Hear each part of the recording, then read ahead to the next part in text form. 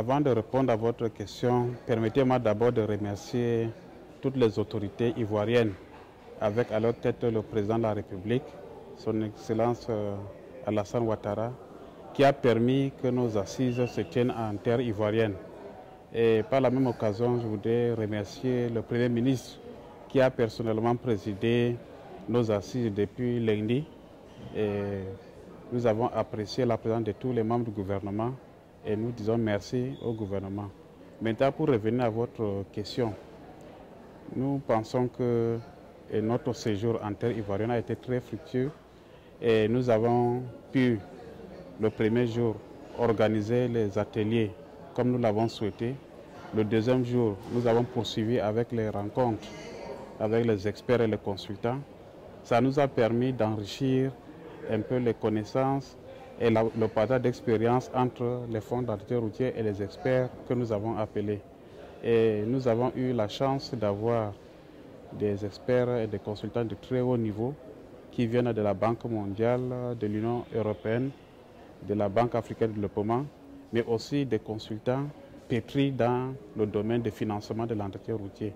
Donc, tous ces brassages ont permis à nos différents membres de capitaliser un certain nombre de connaissances et d'expériences en matière de financement de l'entretien routier.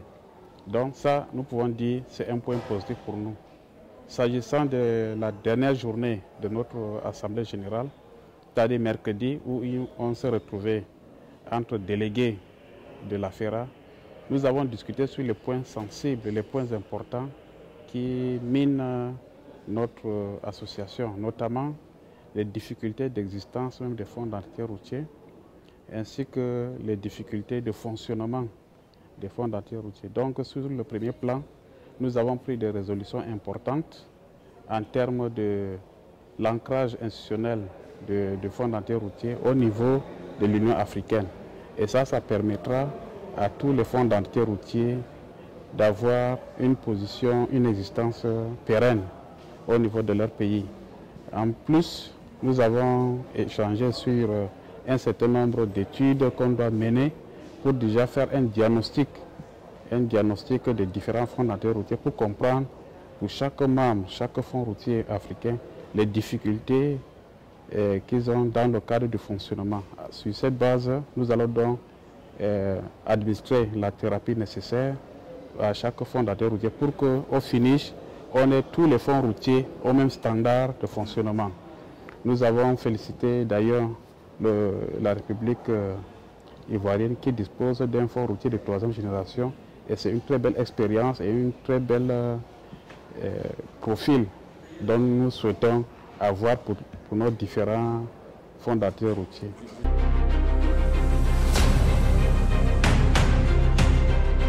Le modèle que nous avons apprécié dans le fonctionnement du FER de la Côte d'Ivoire, c'est le modèle du fonds de 3e génération.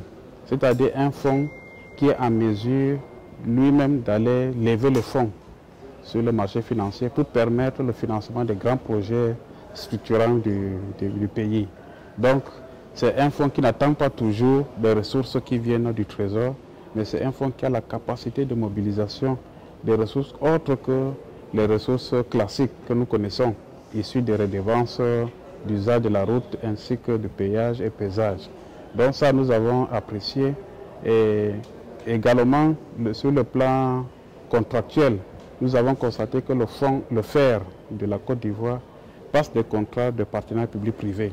Ça, c'est appréciable non seulement pour le secteur privé, mais également pour le secteur public, parce que ça permet un peu un soulagement au niveau du trésor de l'État. Donc nous pensons que ce sont des expériences utiles et importantes pour les autres fonds d'entretien routier qui peuvent capitaliser cela.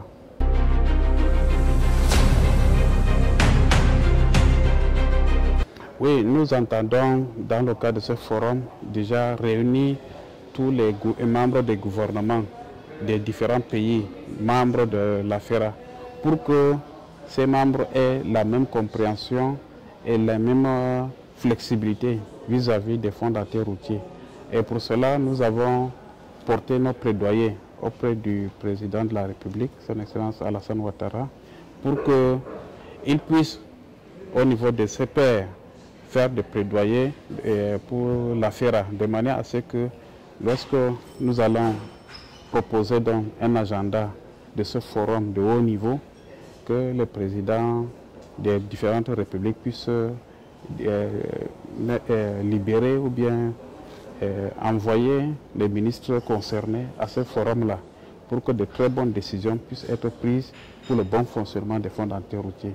Donc c'est un défi, c'est un challenge sur lequel nous sommes engagés et nous pensons que avant la fin de notre mandat, nous pourrions donc réaliser ce défi.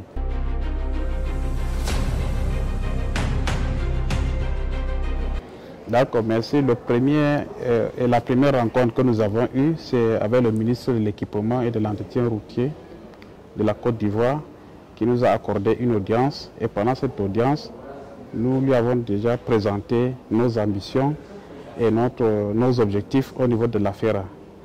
Le ministre nous a promis de nous accompagner et il a apprécié la démarche et il pense que nous pourrons réaliser ces objectifs-là. Et c'est l'occasion pour nous de lui dire merci pour cette disponibilité, merci pour tous les engagements pris. Après le ministre, nous avons également rencontré les bailleurs de fonds. Nous avons rencontré la Banque mondiale et l'Union européenne. Nous avons, au bout de nos échanges, pris des engagements mutuels d'accompagnement. Et ces deux bailleurs de fonds ont pris l'engagement d'accompagner AFERA dans les démarches des différentes études que nous voulons faire et également au niveau des plaidoyers, au niveau des gouvernements.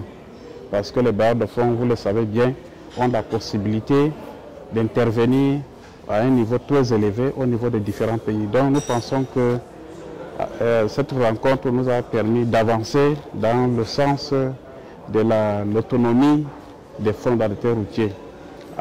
Ensuite, nous avons rencontré la Banque africaine de développement dans ses locaux au niveau du siège et nous avons eu des échanges également importants et qui nous ont permis d'avoir un même niveau de compréhension parce que la BAD ne comprenait pas d'abord le fonctionnement de AFERA.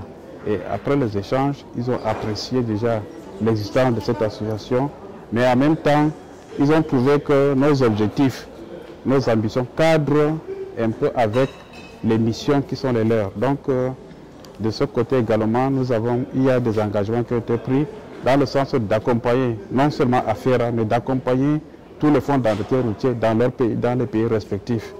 Donc, ils nous ont demandé un certain nombre de documents, nous allons mettre à leur disposition. Et eux, de leur côté, ils ont pris un certain nombre de mesures qui vont commencer à appliquer sur le terrain.